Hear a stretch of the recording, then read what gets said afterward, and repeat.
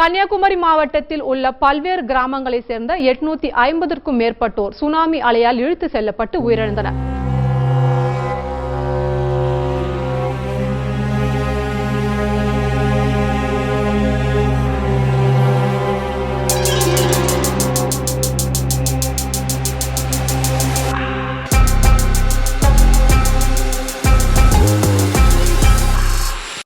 എൻ്റെ പേര് father Jason.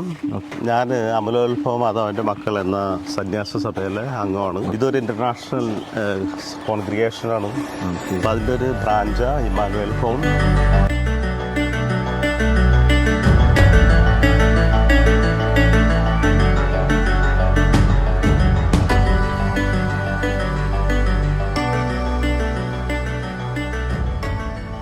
ഇവിടെ സുനാമിയിൽ തിരയിലകപ്പെട്ട് ഒത്തിരി ഫിസിക്കലി ഹാൻഡിക്യാപ്ഡ് ആയിട്ടുള്ള ആൾക്കാരുണ്ടായിരുന്നു. അപ്പോൾ സഭ ഇവിടെ വന്ന് സെൻസസ് എടുത്തപ്പോൾ 3000 പേരെ സഭ കണ്ടെത്തി.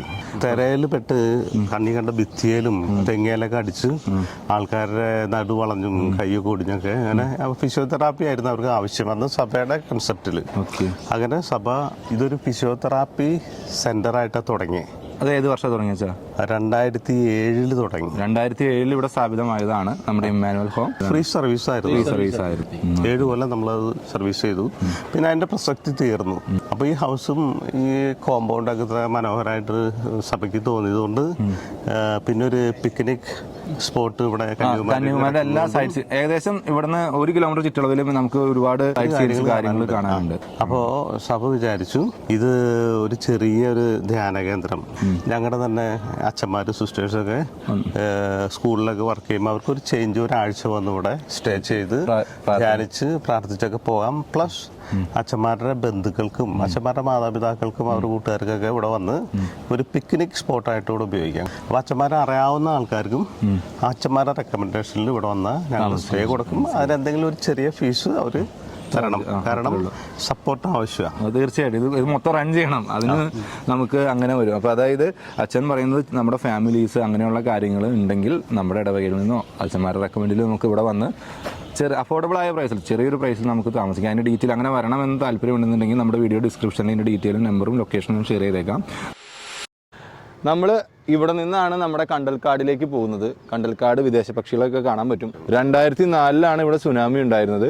2004 ഇവിടെ ഉണ്ടായ പാലമാണ്. ഈ പാലത്തിന് ഇപ്പോൾ ഇത് ഓൾട്ടർനേറ്റീവായിട്ട് വന്നേക്കുന്ന പാലമാണ്. ആ പാലം സുനാമിയിൽ തള്ളിപ്പോയി കിടക്കുന്ന പീസാണ് അത്. അതായത് അച്ഛൻ പറയണത് ശരിക്കും പറഞ്ഞിട്ടുണ്ടെങ്കിൽ ഇതേപോലെ തന്നെ ഒരു പാലമായിരുന്നു അത്. അതിൻ്റെ ഒരു സൈഡിലത്തെ ഒരു പീസാണ് ആ സൈഡിൽ മാറിക്കിടക്കണേ.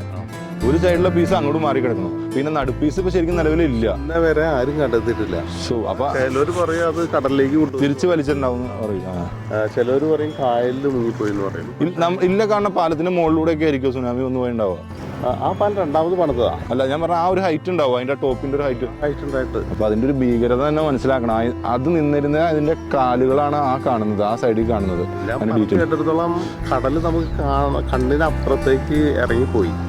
അപ്പൊ ആൾക്കാരത് കാണാൻ വേണ്ടിട്ട് പാലത്തിൽ നിറയെ വണ്ടികളും ആൾക്കാരത് നിറഞ്ഞു നിൽക്കായിരുന്നു. ബ്ലോക്ക് ആയിപ്പോയി പാലം.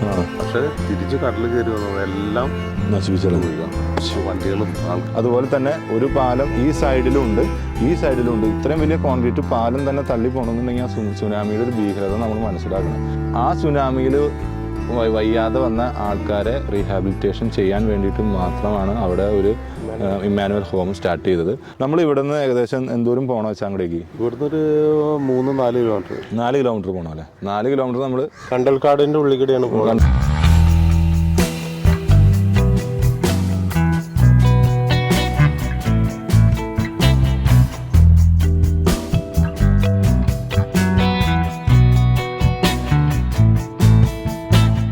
അണ്ണന്റെ പേര് ആന്റണി സേവിയർ എന്നാട്ടോ അണ്ണന്റെ പേര്. അണ്ണനാണ് നമ്മുടെ ബോട്ടിൽ കൊണ്ടുപോകുന്നത്. നമ്മൾ ഇവിടെ നിന്ന് തള്ളി വെള്ളത്തിലേക്ക് ഇറക്കണം.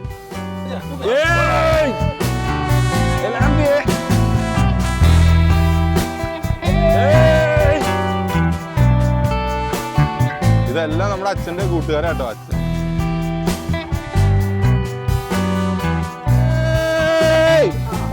ഇത്രേ ഉള്ളൂ. കണ്ടോ ആ ഒരു ഓളത്തിലാണുള്ളത് പൊങ്ങി തന്നെ. ആ ഒച്ചയിലാണ് വാങ്ങണേ. വാങ്ങോണ്ട് തള്ളിയിട്ട് കാര്യമില്ല, പൊക്കണം അപ്പാ എന്നാ പോട്ടെ. അങ്ങനെ തന്നെ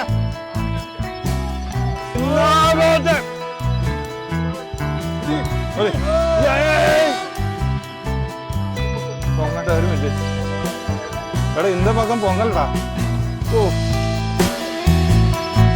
അങ്ങനെ തന്നെ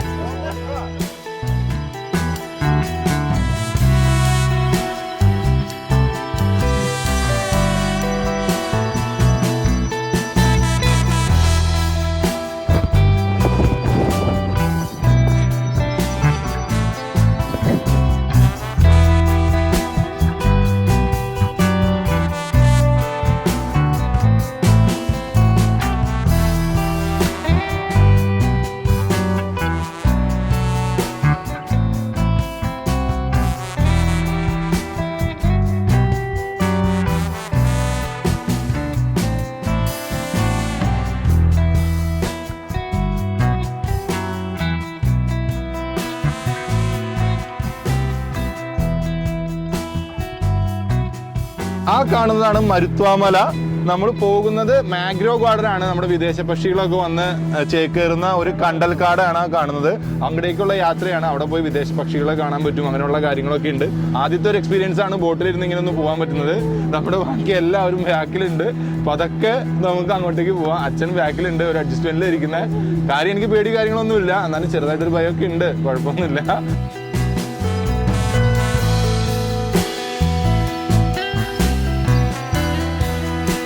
ഇത് ശരിക്കും മൊത്തം കണ്ടൽക്കാടല്ല. ഏകദേശം എന്തോരം ഏരിയ ഉണ്ടാവും ഇത്.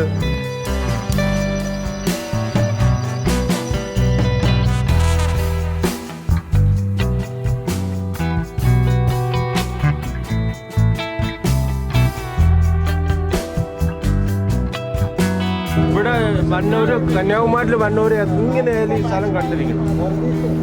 അത് ജീവിതത്തിൽ ഇതൊക്കെ നമുക്ക് ആസ്വദിക്കാൻ പറ്റും.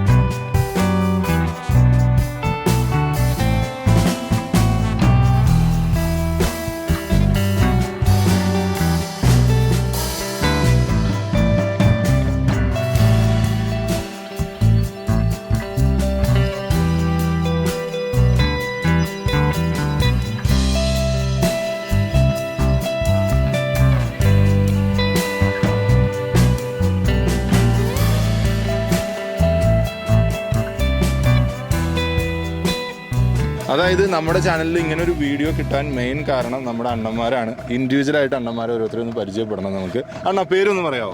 ആന്റണി സേവിയർ. ആന്റണി തുണൈന്നല്ലേ നമ്മുടെ ഈ ബോട്ടിന്റെ പേര്? സെന്റ് ആന്റണി തുണൈ. സെന്റ് ആന്റണി തുണൈന്നാണ് നമ്മുടെ ഈ ബോട്ടിന്റെ പേര്. അണ്ണന്റെ പേരെന്താ? സുരേഷ്. അണ്ണന്റെ പേര്? ആന്റണി ജോർജ്. ഓക്കെ. അപ്പൊ ഈ അണ്ണന്മാരുടെ ബോട്ടാണിത്. ഇതിനകത്താണ് നമ്മൾ യാത്ര ചെയ്യുന്നത്. ബാക്കി എല്ലാവരും അവിടെ ഇരിക്കുന്നുണ്ട്. നല്ലൊരു വിഷ്വൽസ് കാര്യങ്ങളെല്ലാം ഇവർ വിചാരിച്ചുകൊണ്ട് നമുക്കത് കിട്ടി. 85 കിലോ കാണാൻ. അല്ല അച്ഛ ഇത് ഇന്നലെ അറിഞ്ഞായിരുന്നെങ്കിൽ രാത്രി ഞാൻ ഇവരുടെ കയറി പോയ 2 മണിക്ക്.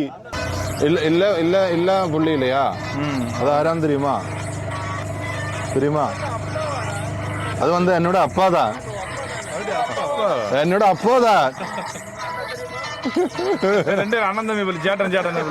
അത് വന്ന് തമിഴ്നാട്ടിൽ വന്നാലും ഡാഡിനെയും കൊണ്ട് എനിക്ക് ഭയങ്കര പ്രശ്നമാണ് ഗൈസ്. അതായത് ഇവിടെ വന്നാലും അപ്പനെയും കൊണ്ട് എനിക്ക് ശരിക്കും ഒരു അപ്പനാണോ മോനാണെന്നുള്ള സംശയമാണെന്നാണ് ഇവരെല്ലാം പറയുന്നത്. പാത്താൽ അണ്ണം മാതിരി എന്നാണ് പറയണത്. അവൻ വന്ന് എനിക്ക് അപ്പാതാ. എത്ര വയസ്സിലാ മാരേജ് ആയി? അപ്പാവുക 27ാമത്തെ വയസ്സിൽ ഞാൻ വന്ന്.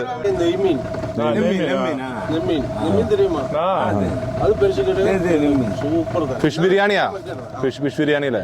ഫിഷ് ബിരിയാണി வந்து நெம்மீன் தெரியுமான்னு கேட்காங்க. അതായത് ഞങ്ങള് മീൻ പിടിക്കുന്നവർക്ക് നെയ്മീൻ തിരിയുമാണ്. நம்ம பணிக்காரன்ட்ட வந்து എന്നാ ചെയ്യാൻ പറ്റും? അപ്പം താനേ കടലിൽ പോടാൻ മുടിയുമാ? വീട്ടിൽ കൊണ്ടുപോകണം. ഡിസംബർ മാസത്തില് ഒരു 2-3 മണിക്കൂർ കടലിൽ പോയി കാസ്റ്റ് ചെയ്യാൻ പറ്റുമോ? ക്ലാത്തിയെ പിടിക്കാം, കാസ്റ്റ് ചെയ്യാം, എന്ത് വേണം. ക്ലാത്തി എന്ന് പറഞ്ഞാൽ എന്തായിട്ടും മീനാണ്? ഒരു സൈസ് മീനാ. അത് നമുക്ക് പെട്ടെന്ന് കിട്ടും. ചിലപ്പോൾ 1 മണിക്കൂർ കൊണ്ട് അര ചാക്ക് വരെ പിടിക്കാൻ പറ്റും. പിടിക്കാൻ പറ്റൂലേ? അത് ശരിക്കും കടലിലെ സെന്റർ ആ ഭാഗങ്ങളായിട്ട് നിൽക്കുന്നതാണ്. കരയോടൊക്കെ ചേർന്നുള്ള ഭാഗങ്ങളാണ്. കരയിലെ കിട്ടുന്നതാണല്ലോ. അപ്പോൾ ഇവിടുന്ന് കടലിൽ ഒരു 2 കിലോമീറ്റർ മാക്സിമം 3 കിലോമീറ്റർ ഉള്ളിൽ പോയാൽ മതി. നല്ലൊരു അനുഭവമായിരിക്കും. അത്രേ നിങ്ങൾക്കൊക്കെ ആംബിയർ ഉള്ളൂ. കാരണം ഇവരെ പോലെ ഒന്നും കടലിൽ പോയി ഒരു ദിവസം നിൽക്കാനൊന്നും പറ്റുമെന്നില്ല. 1 മണിക്കൂർ കഴിയുമ്പോഴേക്കും എല്ലാവരും തന്നെ ഛർദ്ദിക്കും. അതായത് ഈ കടൽ ചൊരുക്ക് നമുക്ക് താങ്ങാൻ പറ്റില്ലല്ലേ? അല്ല, അത് ഞാൻ കേട്ടിട്ടുണ്ട്. കാരണം നമ്മൾ പോണ സമയത്ത് ഭയങ്കര കടൽ ചൊരുക്കായിരിക്കും. നമ്മള് ഇപ്പൊ ഈ ഇതല്ല, ഇവിടുന്ന് കടലിൽ കയറിയാൽ നമ്മളെല്ലാം മിണ്ടാതിരിക്കും. പിന്നെ അത് ഭയങ്കര ഇറിറ്റേഷൻ ആയിരിക്കും. നമുക്ക് ഒരു നെഞ്ചിലൊരു പിടുത്തമായിരിക്കും. ആണല്ലേ.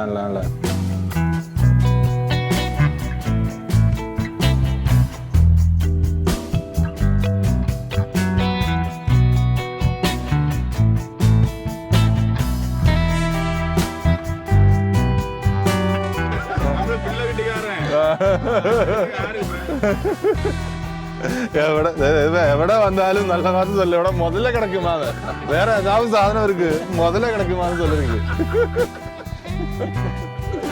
அது வந்து பெரிய அந்த காமெடி ஆர்டிஸ்ட் வந்து சினிமையில அவர் சான்ஸ் போடுறது கொடுக்க மாட்டேன். மம்முட்டிக்கு பீஷ்மி ஆயிருக்கு.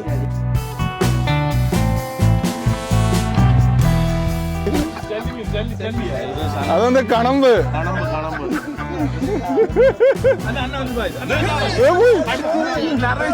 ചാടി പോയത്.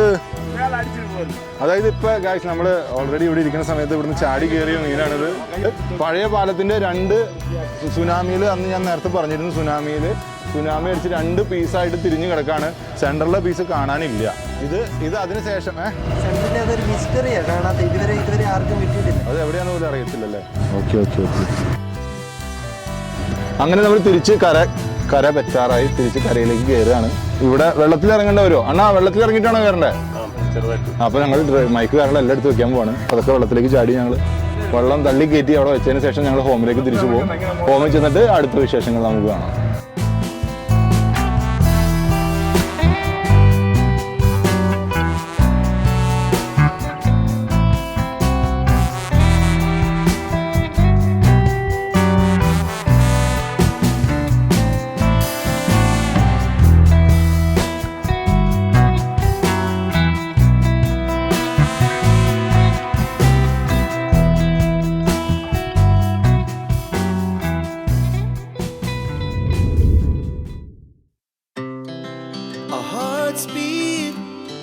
To the city streets, we began to feel the fire. We rise like tall buildings as the chemicals they take us higher. The night's young and it's just begun as she puts her hand in mine. We wanna chase the night, wanna dance to the light, pull the stars from the sky, just 2 hearts running wild. Never sleep, never stop, as we shout from the top. We're gonna be 2 hearts running wild. അച്ഛൻ വരാൻ 1 മണിക്കൂർ എടുക്കും. ഈ ഓടി നടക്കണ ഞണ്ടിൽ ഏതെങ്കിലും ഒരു ഞണ്ടിനെ പിടിച്ച് തരാണെങ്കിൽ ഞാൻ പച്ചനെ തിന്ന് കാണിച്ചു പിടിക്കാൻ പറ്റില്ല. നിങ്ങളെ കൊണ്ട് ഇത് പിടിക്കാൻ പറ്റില്ല എന്ന് ഞാൻ പറയണു. അല്ലെ പിടിച്ചു തന്നാ തിന്നും. ഉറപ്പ് തിന്നും. അത് പിടിക്കാൻ പാടണം. പിടിക്കാൻ പാടണം. അതിനെ നിങ്ങൾ പിടിക്കുകയാണെങ്കിൽ നമ്മൾ ഉറപ്പായിട്ട് തിന്നിരിക്കും. ഞാൻ അത് തിന്ന് കാണിച്ചു തരാം. പച്ചനെ തിന്നും. നിങ്ങൾ പിടിക്കൂലെന്ന് എനിക്കറിയാം. പിടിച്ചിട്ടുള്ളൂല്ലോ. എന്നാ പിടിക്കാനായിട്ട് പറഞ്ഞ നമുക്ക് എന്നാ അപ്പം തിന്നില്ലേ ഞങ്ങളെ ഔട്ടോ? ഉറപ്പായിട്ടും തിന്നും. അല്ല ഇവിടെ ഇട്ടിട്ട് പോകും. Okay, no problem. നിങ്ങൾ ഒരെണ്ണം പിടിക്കാൻ പറ്റും, നിങ്ങൾ പിടിക്കും. ഓട്ടെ എന്നാ നേരം പിടിച്ചിട്ടുള്ളൂ അല്ലേ? വെള്ളം കുഴപ്പമില്ല, ചെല്ല്.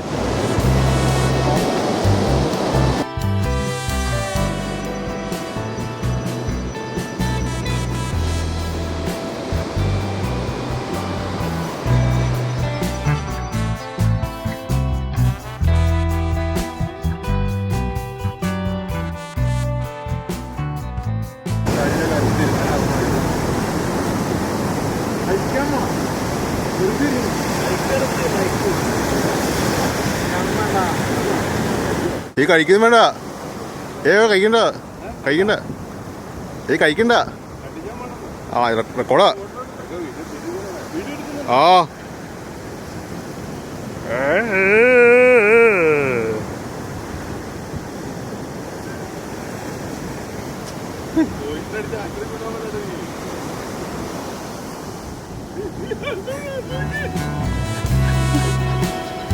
ഐശ്ശി കാര്യം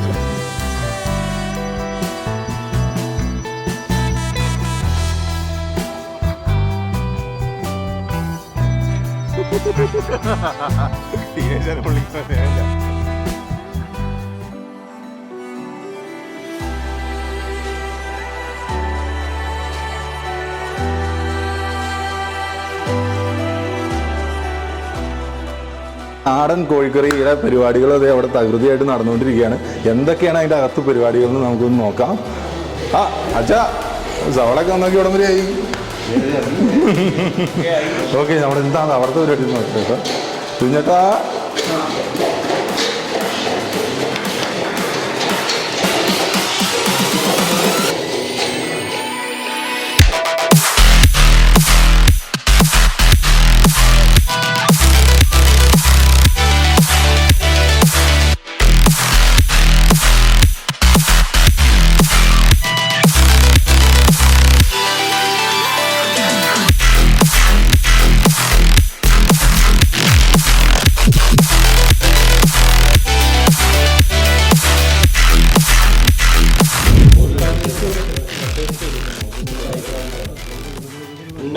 പതിനഞ്ച് വർഷമായിട്ട് അച്ഛൻ്റെ ഇൻറ്റിമേറ്റ് ഫ്രണ്ടാണ്.